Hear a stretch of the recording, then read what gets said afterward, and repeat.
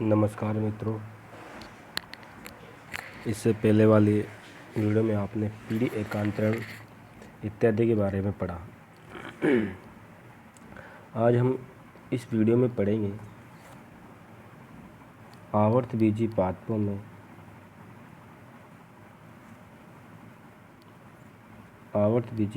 में जनन, जो कि दो प्रकार से होता है, एक लैंगिक जनन, दूसरा अलैंगिक जनन। अलैंगिक जनन की बात करें तो लैंगिक जनन की आवश्यक घटनाएं युग्मक संलयन व अर्धसूत्रण नहीं होती है। अर्थात अलैंगिक जनन की परिभाषा यह है कि लैंगिक जनन की जो आवश्यक घटनाएं होती है, युग्मक संलयन व अर्धसूत्रण, वो यहाँ पर नहीं होता है। अर्थात नर युग्मक व मादा युग्मकों का संयोजन नहीं होता और अर्धसूत्री विभाजन भी नहीं होता।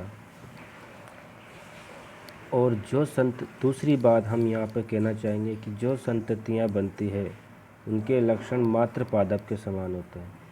जो संततियाँ बनती है उनके लक्षण मात्र पादप के समान होते हैं।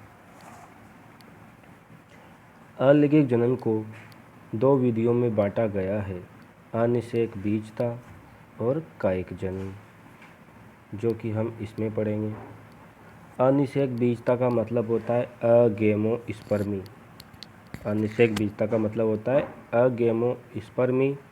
मतलब मतलब होता है बिना, निषेक यानी निषेचन, बीज यानी बीज।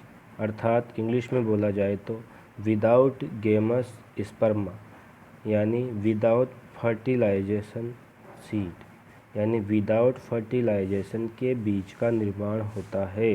अर्थात अनिषेक बीजता या असंजनन वह है जहाँ पर बिना निषेचन के बीज बनता है। इसमें क्या होता है कि बीज का पौधा जो बनता है वो बीज के द्वारा ही बनता है, लेकिन सबसे महत्वपूर्ण घटना अर्धसूत्री विभाजन व युग्मक संलयन नहीं होता। इसी को हम अनिषेक जनन या असंजनन या अलैंगिक जनन कहते हैं। इसके बाद आता है कायिक जनन। इसको बोलते हैं वेजिटेटिव रिप्रोडक्शन। वेजिटेटिव रिप्रोडक्शन में पौधे का निर्माण बीज के अलावा अन्य पादप भाग से होता है।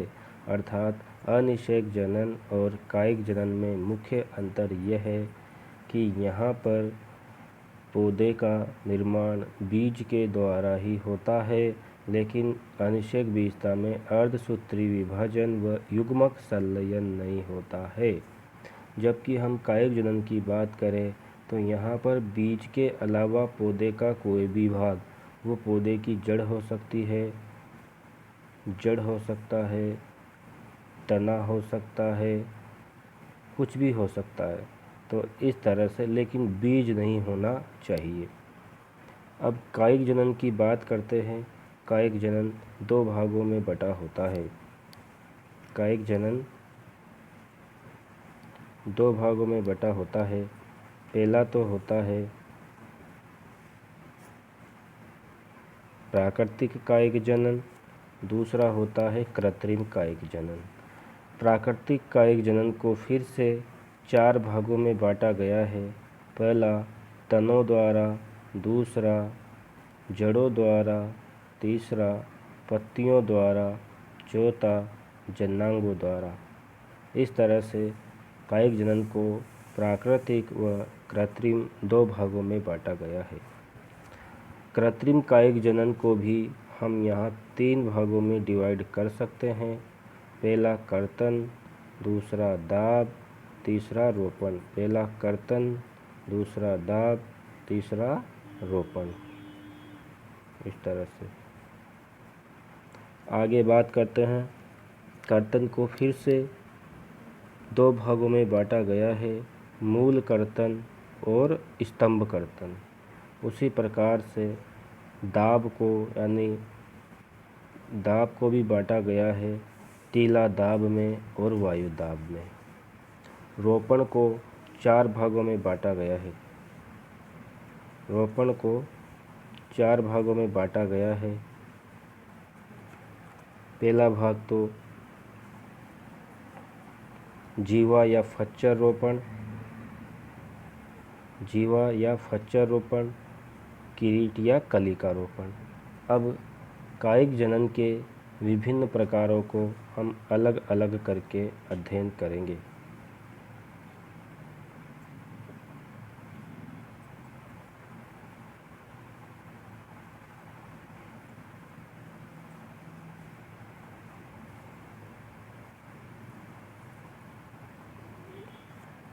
सबसे पहला प्राकृतिक कायिक जनन में यहाँ पर ये प्राकृतिक कायिक जनन तने द्वारा, जड़ द्वारा,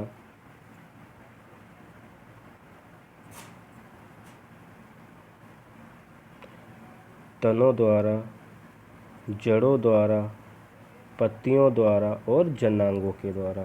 बहुत ही आसान है ये। तनों द्वारा कायिक प्रवर्धन का पहला उदाहरण है प्रकंद। इसमें 4 तो कंद आते हैं: प्रकंद, कंद, सलकंद, घनकंद। इस प्रकार से 4 कंद हो गए। पहला है प्रकंद, इसका उदाहरण है अदरक। दूसरा है कंद, इसका उदाहरण है आलू। तीसरा है सल्ककंद, इसका उदाहरण है लहसुन और प्याज। चौथा है घनकंद, घनकंद का उदाहरण है अरबी। चौथा है ऊपरी भूस्तारी, अंत भूस्तारी और भूस्तारी। ऊपरी भूस्तारी मतलब घास जो भूमि के ऊपर चलती है। अंत भूस्तारी जो भूमि के अंदर चलता है अर्थात पुदीना। भूस्तारी का मतलब होता है स्ट्रॉबेरी जो आधा अंदर आधा बाहर होती है।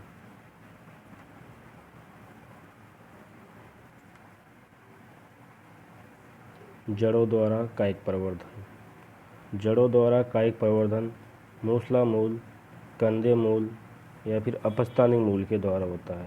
तो मूसला मूल का उदाहरण है नीम, चमेली, शीशम। ये तीनों में मूसला मूल पाई जाती है।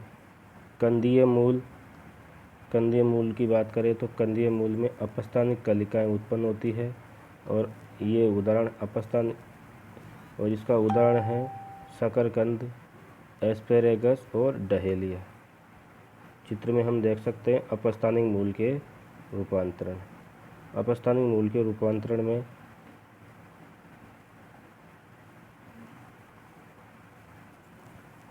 यहाँ पर यह है शकरकंद। पहला तो है उदाहरण, ये उदाहरण दिया जा रहा है। ये जो उदाहरण है ये उदाहरण है शकरकंद का। दूसरा उदाहरण है डहेलिया का। तीसरा उदाहरण है आंबा हल्दी का। और चौथा उदाहरण है करेला। और पांचवा उदाहरण है आइपिकोक का। इस तरह से ये कुछ उदाहरण हैं अपस्थानिक मूलों के द्वारा रूपांतरण के। अपस्थानिक मूलों के द्वारा रूपांतरण की ये उदाहरण है। इन उदाहरणों को आप याद करो। बुक में तो अपने बस 3 ही उदाहरण दे रखे हैं, शकरकंद, एस्पेरेगस और डहेलिया। इस तरह से आगे चलते हैं। प्राकृतिक कायिक जनन में पत्तियों द्वारा किस प्रकार से होता है, तो पत्तियों द्वारा उदाहरण 2 ही दे रखे हैं हमें। एक तो दे रखा है ब्रायोफिलम, एक उदाहरण तो दे रखा है ब्रायोफिलम, एक उदाहरण दे रखा है बिगोनिया। तो इसको देखते हैं हम। ब्रायोफिलम पत्थर चट्टा में कैसे पत्तियों के द्वारा कायिक जनन होता है। पत्थर चट्टा पर्ण के किनारे से कुछ अतिवृद्धियाँ निकलती है या कलिकाएं निकलती है, उन्हीं के माध्यम से नया पौधा बनता है। बिगोनिया में पर्णवृंत व पुष्प पूर्ण शिरा के द्वारा अतिवृद्धियाँ या अपस्थानिक कलिकाएं निकलती है, जिससे नया पौधा बनता है। प्राकृतिक कायिक जनन में ब्रायोफिलम याद रखना और पत्तियों द्वारा जो उदा है उसमें ब्रायोफिलम और बिगोनिया याद रखना। ब्रायोफिल्म यानी पत्थर चट्टा में पर्ण के किनारों से पर्ण कलिकाएं निकलती है, उन कलिकाओं से नया पादप बनता है। बिगोनिया की बात की जाए तो बिगोनिया में पर्णवृंत व शिरा, ये पर्णशिरा है, यहाँ पे पर्णशिरा के द्वारा नई अपस्थानिक कलिकाएं निकलती है, जिससे नया पौधा बनता है। जन्नांगों द्वारा कायिक प्रवर्धन का उदाहरण हम देखते हैं तो कलिकाओं के स्थान पर बहुकोशिक पत्र प्रकलिका बन जाते हैं, जो भूमि पर गिरने के बाद नए पादप को जन्म देते हैं। इसका उदाहरण है रामबास और रतालू। यानी इस प्रकार से हमने देखा कि पहला पॉइंट है एक प्राकृतिक कायिक जनन। इसमें किसी भी प्रकार की हमने कोई सहायता नहीं की, इसलिए ये प्राकृतिक है। ये प्रकृति में आदिकाल से चला आ रहा है। तने द्वारा, जड़ों द्वारा, पत्तियों द्वारा, जन्नांगों द्वारा। तने द्वारा प्रकंद कंद, शल्क कंद, घन कंद, ऊपरी भूस्तारी, अंतर्भूस्तारी, भूस्तारी, 4 तो होते हैं। कंद, यहाँ पे कंफ्यूज नहीं होना, अदरक प्रकंद है, आलू कंद है, लहसुन प्याज शल्क कंद है, घन कंद है, अरबी और अदरक में कंफ्यूज होते हैं, अरबी और अदरक अलग अलग है, ठीक है। ऊपरी भूस्तारी भूमि के ऊपर चलती है, 11th में पढ़ चुके हो आप अच्छे से। इस तरह से दूसरा जड़ों द्वारा मूसला मूल, नीम, चमेली, शीशम याद रखना। कंदे मूल का उदाहरण है शकरकंद, एस्पेरेगस और डहेलिया। पत्तियों द्वारा ब्रायोफिल्म और बिगोनिया। जन्नांगों द्वारा रामबास और रतालू। एग्जाम्पल पूछा जाएगा पेपर में कि जन्नांगों द्वारा कायिक प्रवर्धन का उदाहरण दीजिए, तो उत्तर होगा रामबास, रतालू।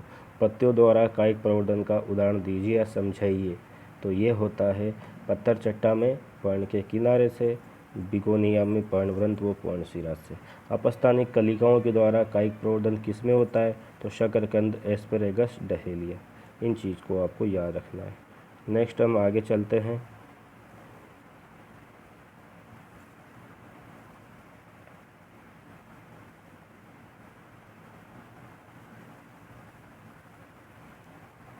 इस तरह से हम एक डायग्राम से और देख सकते हैं।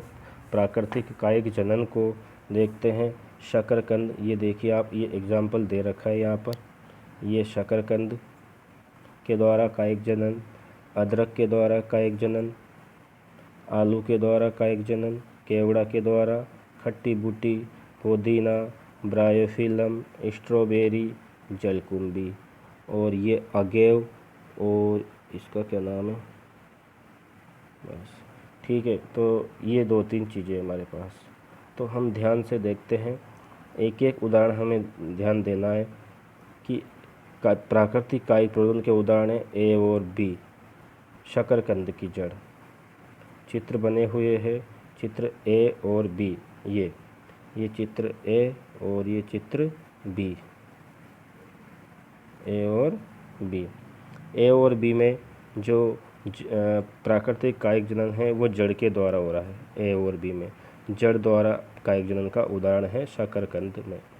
दूसरा उदाहरण है सी, अदरक के प्रकंद। ये अदरक के द्वारा हो रहा है, ये प्रकंद के द्वारा हो रहा है। डी व ई, आलू, डी और ई, चित्र डी और ई, आलू के द्वारा यानी कंद के द्वारा। उसके बाद है पुदीना, अंतर्भूस्तारी, जो चित्र एफ, ये अंतर्भूस्तारी का उदाहरण है पुदीना। केवड़ा, खट्टी बूटी, ब्रायोफिल्म, जलकुंभी, स्ट्रॉबेरी। तो इस प्रकार से ये सारे के सारे किसके उदाहरण हैं, प्राकृतिक कायिक जनन के। इसके बाद हम आगे चलते हैं। नेक्स्ट आता है हमारे पास कृत्रिम कायिक जनन। इसमें हमारे पास सबसे पहले आता है कर्तन। कर्तन भी 2 तरह की होती है, स्तंभ कर्तन और मूल कर्तन। स्तंभ कर्तन या स्टेम कटिंग। स्तंभ कर्तन क्या है, हम पौधे का तना लेते हैं और तने के टुकड़ों को भूमि में रोप देते हैं। इसको 3 कारक प्रभावित करते हैं: प्रवर्ध की लंबाई, मात्र पादप की आयु, रोपाई का वातावरण। जब हम स्तंभ कर्तन लगाएं तो हमें 3 बातों पर ध्यान देना जरूरी है। प्रवर्ध की लंबाई अत्यधिक ना हो, मात्र पादप की आयु कम ना हो क्योंकि या ज़्यादा ना हो, रोपाई का वातावरण अच्छा हो अर्थात पानी, जलवायु वगैरह अच्छी होनी चाहिए। स्तंभ कर्तन का उदाहरण है गन्ना, अंगूर, गुलाब, बोगनविलिया। इसके बाद मूल कर्तन की बात करें तो वही है जिस प्रकार से हमने स्तंभ के टुकड़ों को या स्तंभ की कर्तन को भूमि में रोपा था, उसी प्रकार से मूल के टुकड़ों को ऊर्ध्व स्थिति में रोप दिया जाता है, जिससे उनके शीर्ष पर अपस्थानिक कलिकाएं उत्पन्न हो जाती है। इसका उदाहरण है नींबू, अमरूद, सेब और चेरी। ये हो गए कर्तन के उदाहरण। नेक्स्ट चलते हैं आगे। नेक्स्ट उदाहरण है दाब लगाना। दाब लगाने में हम एक तो होता है टीला दाब विधि और दूसरे होते हैं वायु दाब विधि। चित्र आपके सामने बना हुआ है बिल्कुल, ये उदाहरण है किसका? टीला दाब का। ये उदाहरण है वायु दाब का। ठीक है, टीला दाब क्या कहते हैं? जैसे किसी टहनी को आप भूमि में दाबोगे, ऊपर से मिट्टी लगाओगे तो एक टीला सा बन जाएगा, इसलिए टीला दाब बोल दिया। इसमें क्या होता है टीला दाब में? टीला दाब में देखिए तने की पर्व संधि युक्त, इसकी खास बात को याद रखना, तने की पर्व संधि युक्त झुकी हुई शाखा को भूमि में रोप देते हैं, जिससे शाखा पर और जिस शाखा को हम भूमि में रोपते हैं उसके शीर्ष पर पत्तियां लगी होनी चाहिए। उसके शीर्ष पर क्या लगी होनी चाहिए? पत्तियां लगी होनी चाहिए। और जब अपस्थानिक कलिकाएं आ जाए तो उस शाखा को काटकर अन्यत्र रोप देते हैं, और इसका उदाहरण है चमेली और मोगरा। टीला दाब की बात एक बार और करते हैं कि हमें किस प्रकार की शाखा यूज में लेनी चाहिए। हमें एक पौधा लेना चाहिए जिसमें लंबी लंबी शाखाएं हो, लंबी लंबी शाखाओं के ऊपरी सिरे पर पत्तियां लगी हुई हो, और जब इसको भूमि में रोपा जाए तो पत्तियां ऊपर होनी चाहिए। फिर अब कुछ समय बाद 3-4 सप्ताह के बाद इसमें अपस्थानिक कलिकाएं निकल जाए तो इसको वहाँ से काट करके, जैसे यहाँ से काट के इसको अलग कर दो और दूसरी जगह जाके लगा देना चाहिए। यहाँ से काट कर इसको अलग कर देंगे और दूसरी जगह जाके लगा देंगे। वायु दाब की बात करते हैं। पहले मिट्टी में दाबा था, अब हवा में दाब देंगे। शाखा के मोटे भाग को वलय के रूप में काट कर, जैसे ये कोई शाखा है, यहाँ से इस भाग को काट देंगे, अलग कर लिया जाता है, तथा इस छाल रहित भाग पर मोस या गीली रुई बांध देते हैं। थोड़ी बहुत मिट्टी डाल देते हैं। इस गीले ढके हुए भाग को गुट्टी कहते हैं। जड़ें नज़र आने के बाद इसे काट कर भूमि में रोप देते हैं। ये चित्र बना हुआ है आपके सामने। ये मटका ऊपर से लगा दिया है, रस्सी बांध दी है जिससे गीला गीला ये वलय युक्त जगह है, यहाँ पे पानी आता रहेगा। धीरे धीरे इसको पोषण मिलेगा और पोषण मिलने के बाद यहाँ पर अपस्थानिक कलिकाएं लग जाएगी, और अपस्थानिक कलिकाओं के बाद उसको हम जो शाखा है, इस शाखा को हम यहाँ से काट देंगे और भूमि में लगा देंगे। ऐसा आम वगैरह में होता है वो इसका उदाहरण, ऐसा आम वगैरह में। नेक्स्ट चलते हैं आगे। रोपण। रोपण क्या है? इस विधि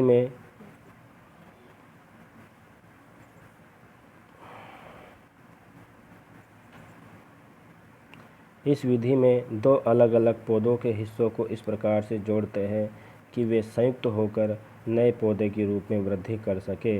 अच्छी किस्म के पादप के उस हिस्से को रोपण किया जाता है तो उसे कलम कहते हैं। यानी दो चीज़ें होती है, एक तो ये भाग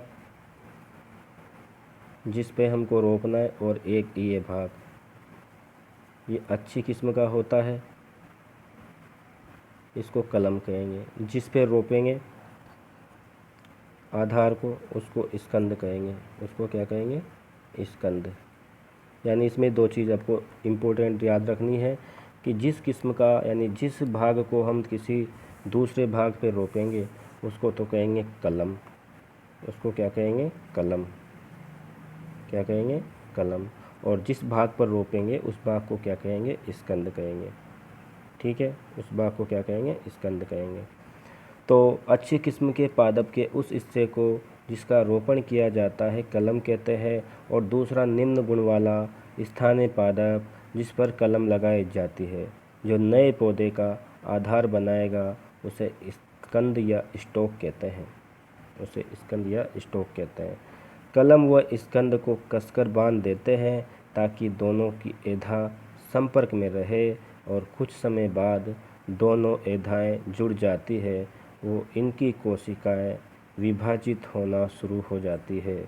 अब कलम व स्कंद दोनों के संवहन ऊतक संपर्क में आ जाते हैं, और यह विधि आर्थिक रूप से उन पौधों जैसे गुलाब, आम, अमरूद, सेब, नींबू इत्यादि में प्रयोग की जाती है। इसका डायग्रामेटिक भी विवरण है अपने पास।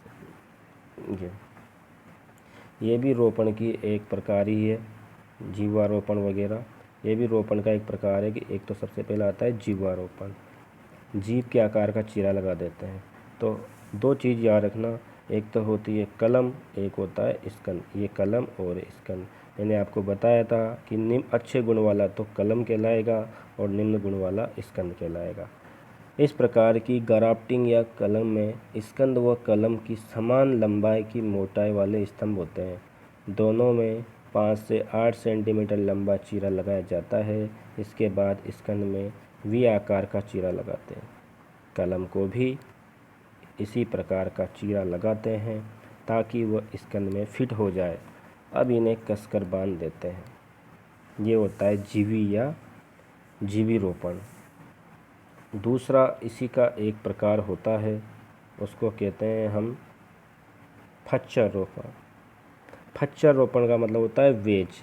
वेज आप जानते ही हो, वेज यानी इस प्रकार से, जैसे ये इस प्रकार का चीरा लगाया जाता है वी आकार का, उसी को वेज ग्राफ्टिंग बोलते हैं। और दूसरा ये तो होगी मान लीजिए स्कंद।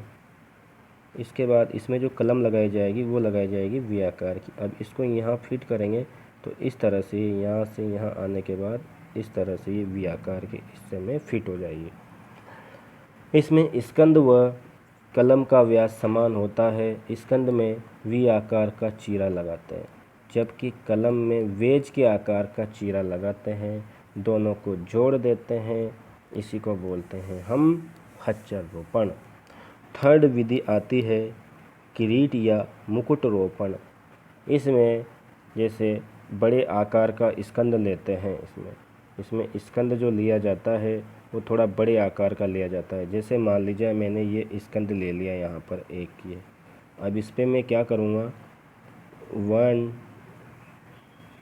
2 3 4 5 मेरी मर्जी पड़े जितनी मैं इसमें कलम लगा सकता हूँ। इसमें स्कंद की मोटाई कलम से कई गुना अधिक होती है। इस प्रकार एक स्कंद पर कई कलमें लगाई जाती है। इसी को हम कहते हैं किरीट या मुकुट रोपण। अब किरीट या मुकुट रोपण क्यों कहा? क्योंकि ये एक मुकुट के जैसा बन गया, जैसे किसी राजा महाराजा का मुकुट हो। अगला आता है कलिका रोपण, बड ग्राफ्टिंग। इस विधि में एक कलिका का रोपण किया जाता है अर्थात पहले हमने कलम का रोपण किया था, अब हम सिर्फ कलिका लेंगे। स्कंद की छाल में टी आकार का चीरा लगा देते हैं और कलम की कलिका को रोपित कर देते हैं। इसके बाद इनको कसकर बांध देते हैं। ये कलिका रोपण है। देखते हैं, इसमें एक डायग्राम बना रखा है मैंने, उस डायग्राम को आप देखिए। ये वाला डायग्राम, इस वाले डायग्राम में ये देखिए, ये यहाँ पे कलिकाएं हैं। ये पहला वाला तो जो चित्र दिया जा रहा है ये तो किसका है? क्राउन ग्राफ्टिंग का। देखो 1 2 3 भी लगा सकते हैं। अब हम कलिका रोपण में क्या करेंगे, ओनली क्या निकालेंगे, किसी कलम से कलिका निकालेंगे और उस कलिका को इस प्रकार से बांध देंगे। इसको कहेंगे कलिका रोपण। ठीक है, नेक्स्ट चलते हैं आगे। ये डायग्राम एक बार और देख लीजिए। सबसे पहला है फच्चर रोपण, नंबर 1 फच्चर रोपण। वी आकार का चीरा लगा देंगे, कस के बांध देंगे। ये फच्चर रोपण। दूसरा है मुकुट ग्राफ्टिंग। एक ही मोटा तना, मोटा स्कंद लेंगे और स्कंद पर बहुत सारी कलमें लगा देंगे, मुकुट ग्राफ्टिंग। तीसरा है कलिका रोपण। ओनली हम क्या करेंगे, कलम से कलिका लेंगे और कलिका का ही रोपण कर देंगे। और उम्मीद है मित्रों आपको ये वीडियो पसंद आया होगा, इसलिए इस वीडियो को अंत तक देखिए। आप पूरा देखिए, 2-3 बार देखिए तो आपको याद हो जाएगा। और इसके बाद आपको बुक में से कुछ पढ़ने की ज़रूरत नहीं है, इसी से आप नोट्स बना सकते हो। आपका लेसन नंबर 1 कंप्लीट होता है। और लेसन नंबर 1 में 1 नंबर का क्वेश्चन आता है भाई, लेसन फर्स्ट में। और उस 1 नंबर के क्वेश्चन को नहीं छोड़ना है, सारे छोटे छोटे क्वेश्चन करने हैं। ठीक है, धन्यवाद। आपका समय बहुत कीमती है, इसलिए समय का सदुपयोग करें।